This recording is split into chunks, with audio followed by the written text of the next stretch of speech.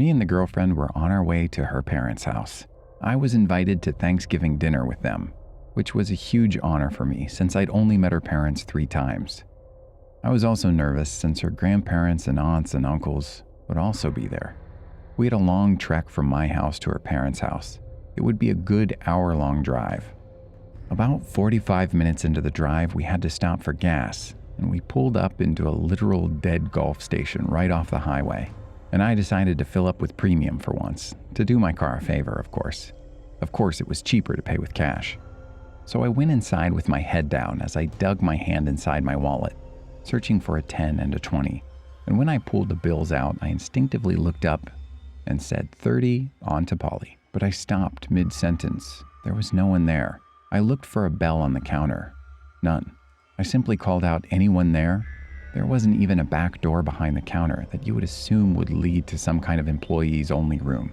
No, it was just completely empty. The only other door in this little gas station besides the entrance was the single bathroom, and the door was open, exposing the blackness from within the bathroom.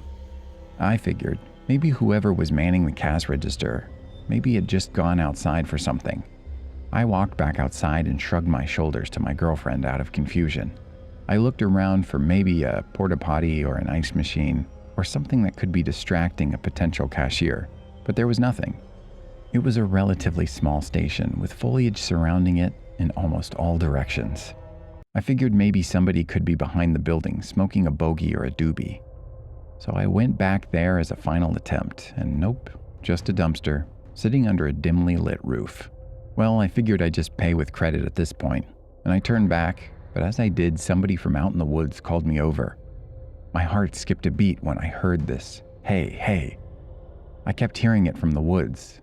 I took out my phone and I flipped on the flashlight, just to skim the outer tree line for anybody who could be hiding in there. As my now shaking hands rotated the phone slowly, the light momentarily revealed somebody from behind a tree.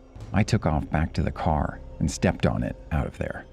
My girlfriend was scared shitless just in reaction to my fear. I told her about the bizarre thing that had just happened, and from that point on, she kept looking through the rearview mirrors just to make sure we weren't being followed. We pulled up to the next gas station we could find. This time, one that actually had a cashier. I paid him $30 and began filling up. A van pulled up to the pump right behind me, and a man wearing a cap stepped out, staring intently at me. I tried to act as if I didn't notice him. But when I got to the point where he was staring at me for at least 20 seconds straight, I had to look at him and ask if there was a problem. He finally turned away.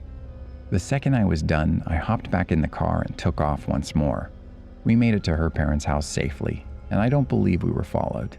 Now, I wouldn't have shared this story if it weren't for the fact that a few weeks later, I did some research and found out that a 33-year-old Indian man who worked at the gas station we had stopped at had been murdered, and his body was stuffed in the woods behind the station.